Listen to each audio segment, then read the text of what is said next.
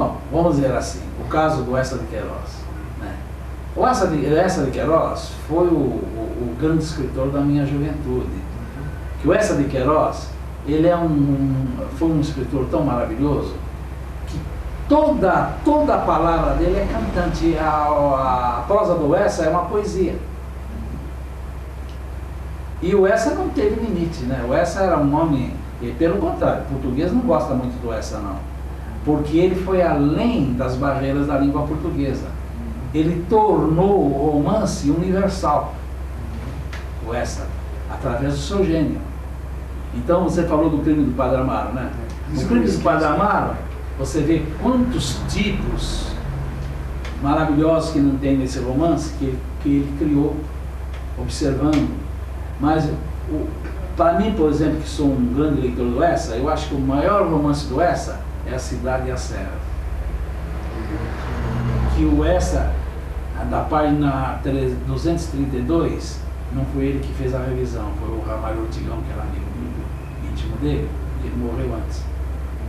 Nesse livro, porque o Eça foi um homem culto, foi um homem muito superior aos homens da sua idade que ficaram em Portugal, porque o Eça teve contato com o máximo da civilização no mundo, que naquela época era Paris.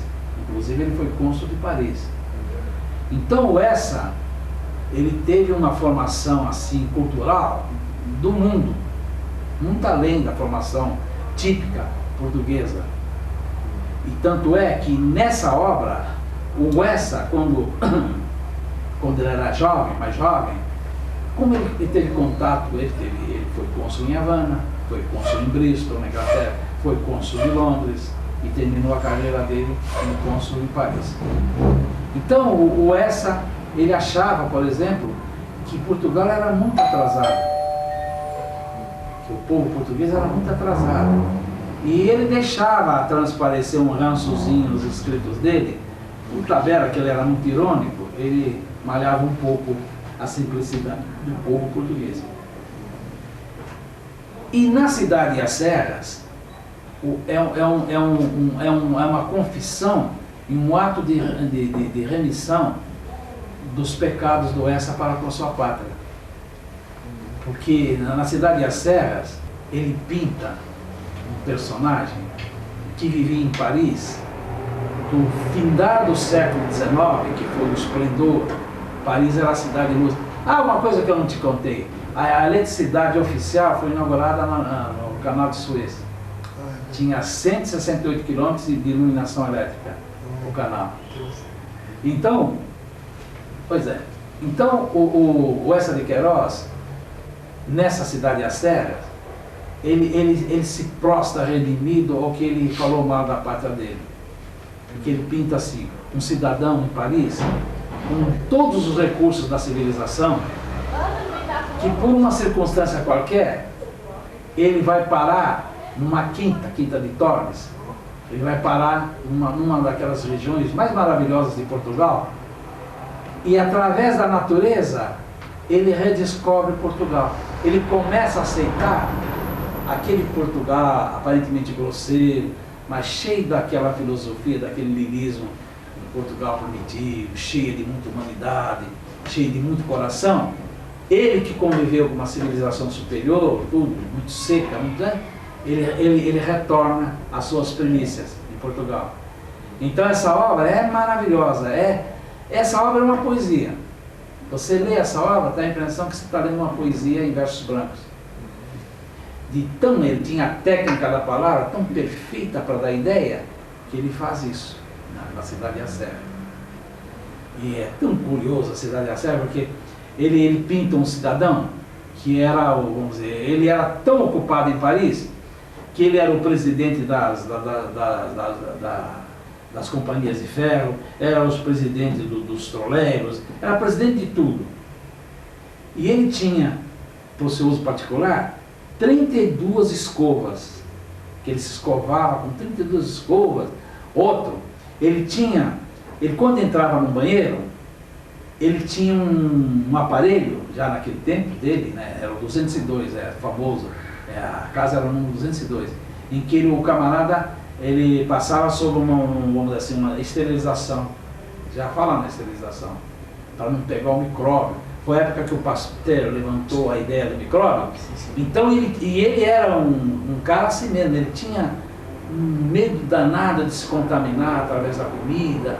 A vida era hipocondríaco, ele era muito, vamos dizer assim, ele era muito obcecado com essas ideias de pegar uma doença, porque ele se envolveu muito com o princípio do que o Pasteur descobriu para o mundo, de tudo, nós estamos envoltos no mundo de micróbios, tudo perigoso, tudo, e o Essa caiu nessa.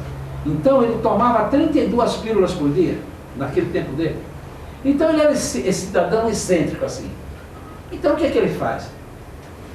Ele pega e telefona para um secretário dele lá e fala assim: me prepara uma viagem que eu sou obrigado, porque é o seguinte, o padre que lidava lá que era o pároco lá da Quinta de Tormes, tinha uma capelinha que já tinha 800 anos. E tinha os esqueletos ali, dos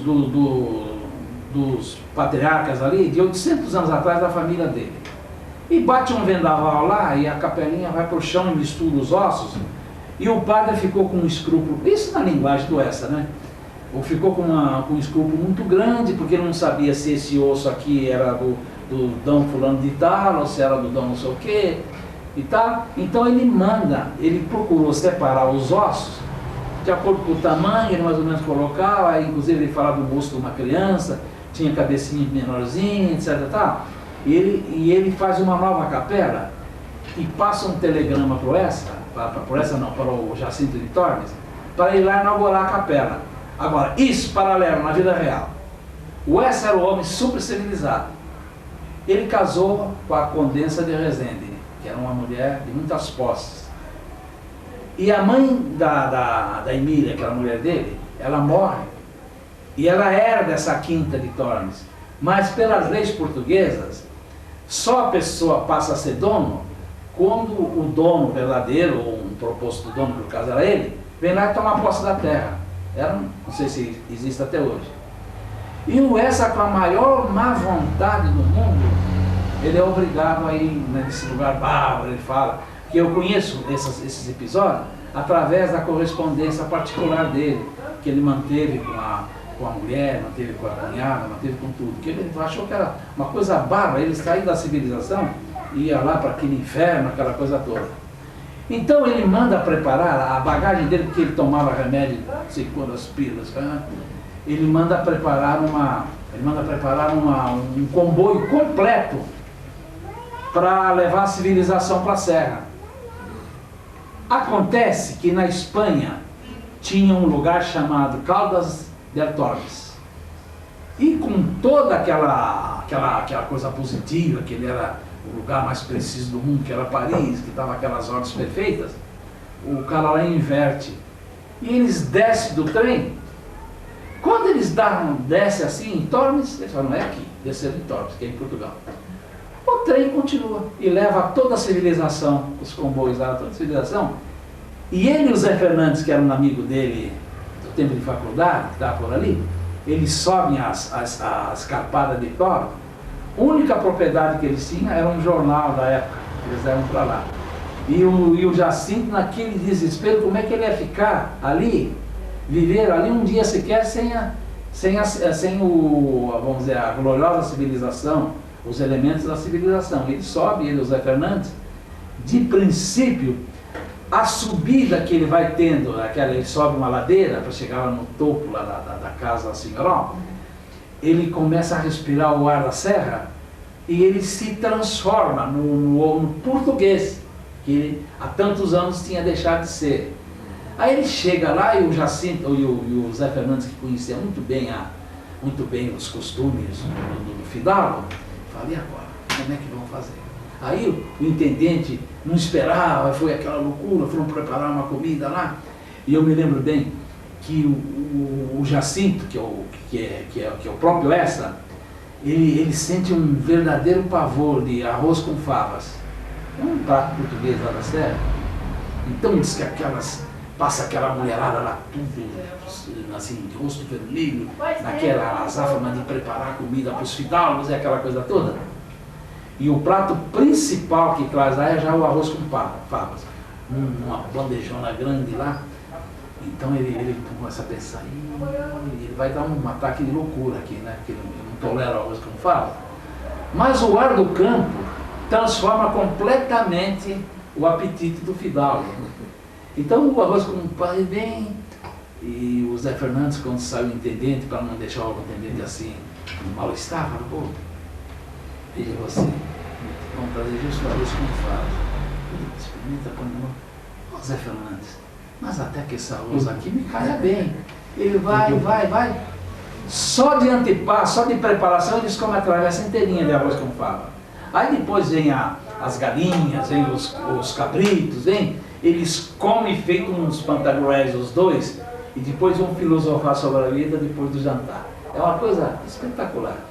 E ele, o Zé Fernandes, fica ali e vai indo, pega um amor terrível por tudo aquilo, tudo é descoberta para ele, na serra, aquela beleza toda, acaba se casando com uma moça saloia ali mesmo e termina a vida dele em plena felicidade, cheio dos filhos e tudo mais.